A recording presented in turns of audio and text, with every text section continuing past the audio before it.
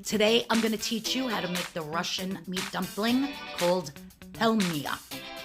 In English, it's Pelmeni. They are absolutely delicious. I am obsessed. So the first thing I'm going to do is I have some 00 pizza flour, and I am going to add 3 cups of flour to my stand mixer that I have set up with my dough hook. So you want 3 cups of flour. You can use all-purpose, but the 00 flour has more gluten in it, and it makes for a better dumpling. So I'm going to turn my mixer on, and then I'm going to add 1 teaspoon of salt. I use kosher salt.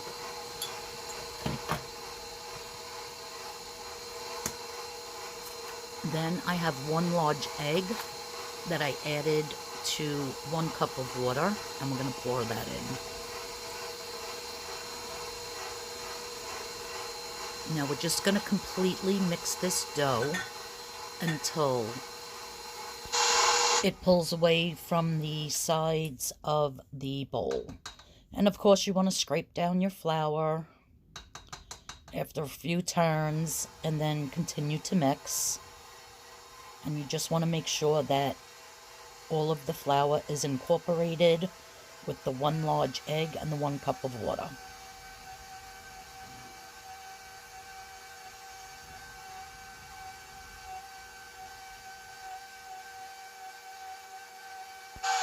Depending on the humidity where you live, you might have to add a little bit more water.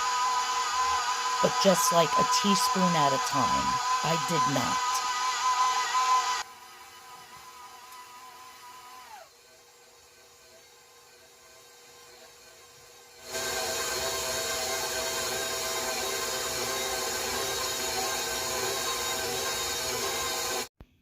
So now I have my ground beef crumbles, 1 pound. It is 80/20, but you can use any ground meat that you want. You can use ground turkey, you can use ground chicken, veal, pork, but the Russian recipe does call for beef. So I am using 1 pound of the ground beef. And I'm just going to put it in my stand mixer that I have a paddle attachment added to it.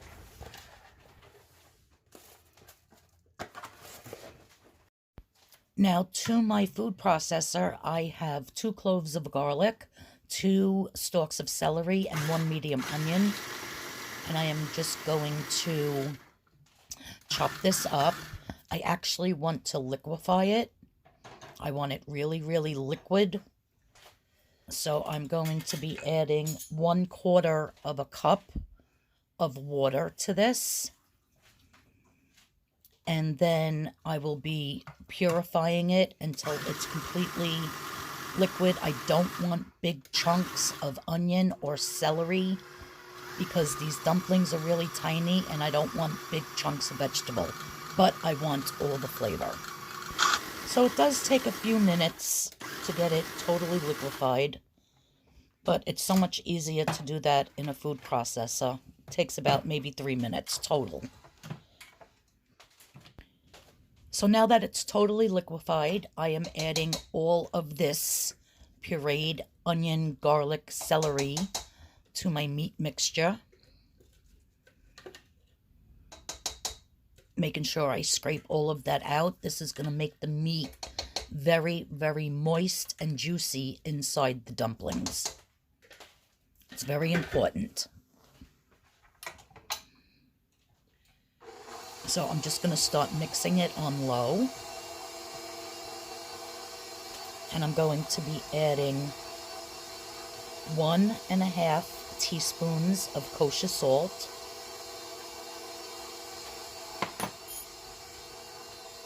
fresh ground black pepper, and I just did, I don't know, maybe 20-25 turns, probably about a little over a teaspoon. You could put as much as you'd like in. The next ingredient that's going in is dill. The original Russian recipe does call for fresh dill, which I don't have any, so I'm using dry. And I did use 1 heaping teaspoon of dry dill. So you want to make sure you add the dill. And we're just going to mix this up until everything is very well incorporated. So now that my dough has been resting for about 30 minutes, I am going to start rolling it out. So I have some regular all-purpose flour. I don't want to use my double O flour because it is more expensive. So to roll out your dough, you could just use regular flour. And I'm just going to pinch off some of this dough and put it on my surface. And you want to keep your dough covered at all times. So now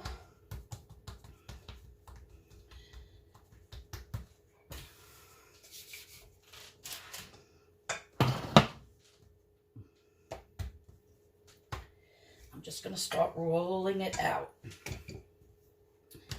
So you want to roll and turn. Move this out of the way. And make sure that everything is floured so that your dough does not stick.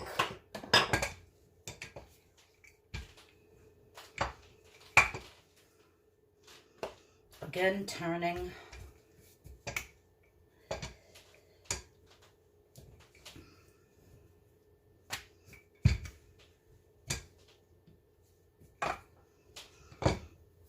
Now, if you don't have a 2 to 3 inch round cookie cutter, which I do, but it's upstairs with all my other cookie cutters in a box, and I don't feel like getting it, so I'm just going to use a glass, but you can use whatever you want to cut out your circles. I'm just going to keep flipping this dough and rolling it out like so until you get a nice thin sheet of dough.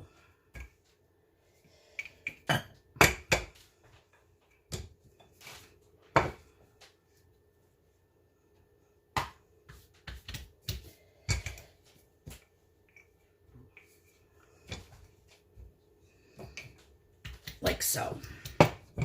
Then you want to take your glass and put it in some flour, and you want to start cutting out your circles.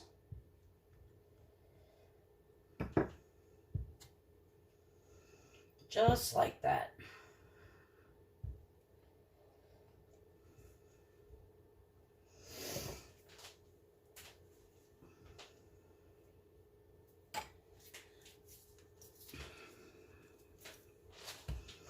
You don't want to throw that dough away because we're going to continue to roll all the scraps as well. Now, I'm just going to take my circle. You could stretch it a little bit if you want. And I have 1 teaspoon of the filling. And I'm just going to pinch. Don't mind the floury hands. I'll wash them in a minute. You're just going to go all the way around, and then you want to pinch these 2 in. So it kind of looks like a tortellini. And we're just going to put them on a baking sheet.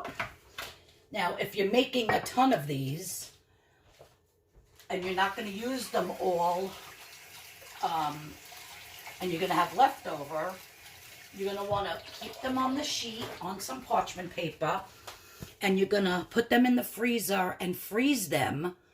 And after about 3 hours, when they're frozen, is when you're going to put them in a freezer bag and then store them until you want to use them again. They'll keep in the freezer for 3 to 4 months, a very long time.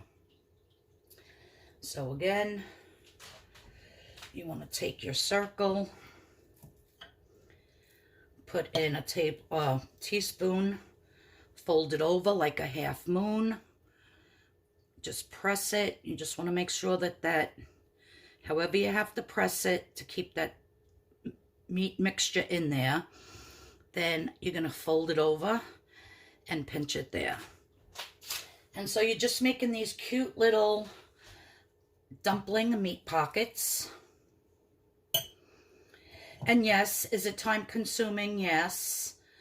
But trust me, it is so worth it. These are so delicious.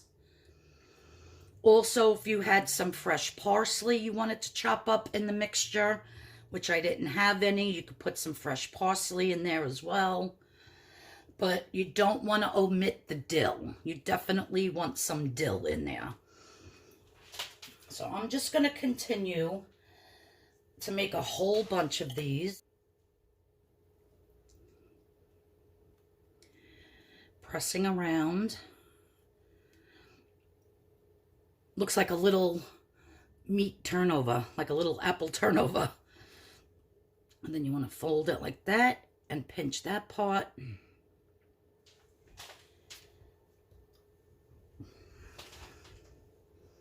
So you might want to do this on a day that you have nothing else planned and you have a little bit of time to make them.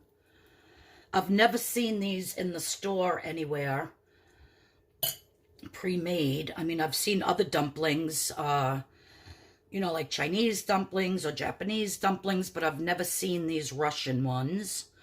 And of course, the Japanese ones, those are made with the wontons, the wonton wrappers, not this type of dough.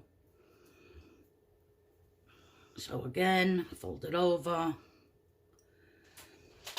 So as you can see, I'm getting a nice little tray so far of my little dumplings. And I'm going to continue to do these till I have most of the meat done. I don't know if I'm going to make all of them. I actually just wanted to make myself a nice lunch for today. So I'll show you the next step after you make all your dumplings. So stay tuned. Okay, so the next step is I have some broth heating up. This is actually beef bone broth that I had made. And I'm just going to add up some tiny carrot and celery chopped up. You don't have to do this step if you don't want.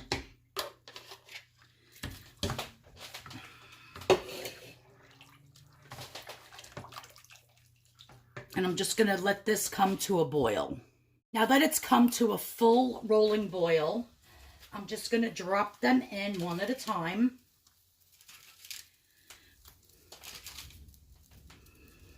I don't think I'm going to use all of these.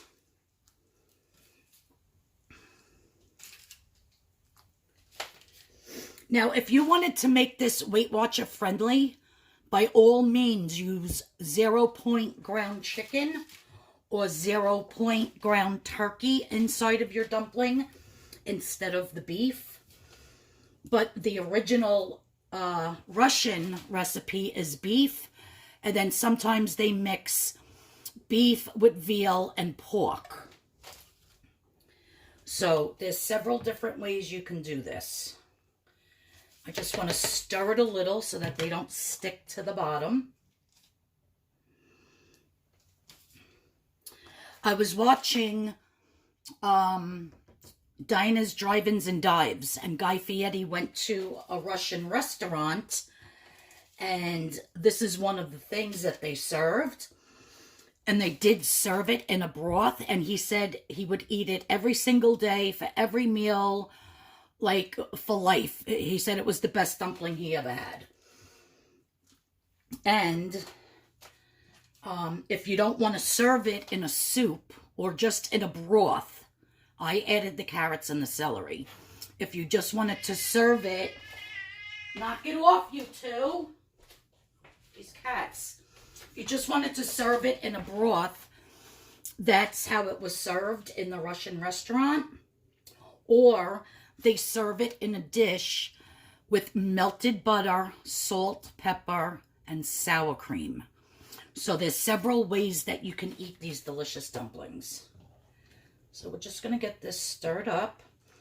And they do take approximately 6 to 8 minutes to fully cook. Oh, these cats are driving me crazy today. You want to go out, Sparky. Come on. Not you. You're not allowed out.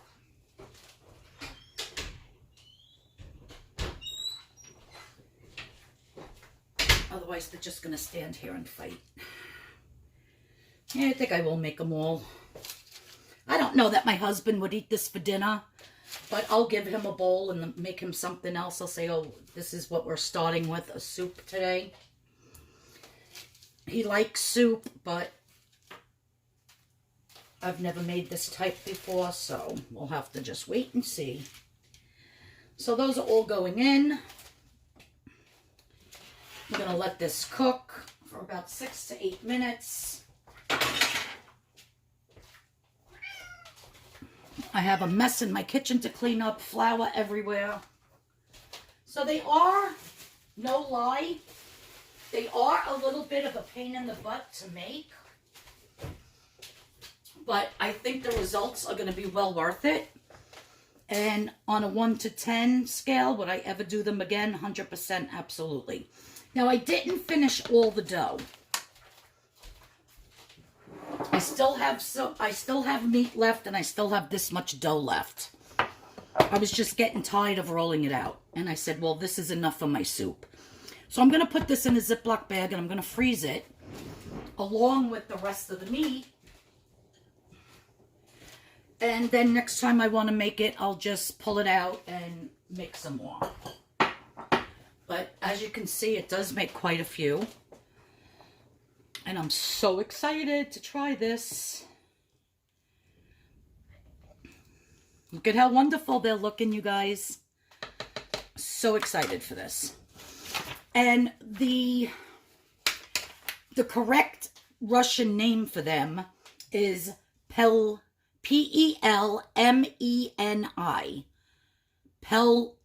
Pelmeni. And it's a Russian meat dumpling.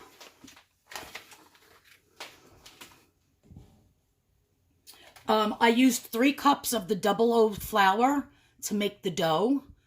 I guess you can always cut the recipe in half if you just wanted to make this amount without the leftover. But I'll put the points for 3 cups of flour. And then everything else in the dough, the egg, the water, the salt, is 0 points. And if you make these with either chicken, 0 point ground chicken, or 0 point ground turkey, the only thing you have to account for your points is however many points 3 cups of dough is, and then how many dumplings you get out of it, and you divide it by that many points. So I will put that in the description box below. If any of my Weight Watcher friends would like to make this. This way you get a roundabout idea of, you know, how many dumplings are how many points. Okay, so I'm going to let this cook for about another 5 minutes, and then I'm going to plate it up, and I'll show you how it looks. All right, my friends. So my beautiful, delicious soup is done. Look at these gorgeous dumplings. I'm so excited. Now, usually you would put some fresh chopped parsley or some chive or some green onion on it or some fresh dill, but since I don't have the fresh dill, I'm just going to put a little bit of the dry dill on top. I just want to taste this broth. I never thought in my life to use dill with beef until I saw this recipe. Oh my God, the broth is so good. All right, I'm going to take a dumpling out. I'm going to put it in a little dish. And I'm going to cut it open with my fork, just to show you all. There's the little piece of meat. Look at all the juices coming out of there. Very juicy.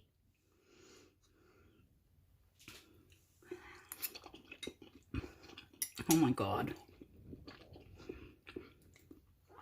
You guys, it's fabulous. It is so good.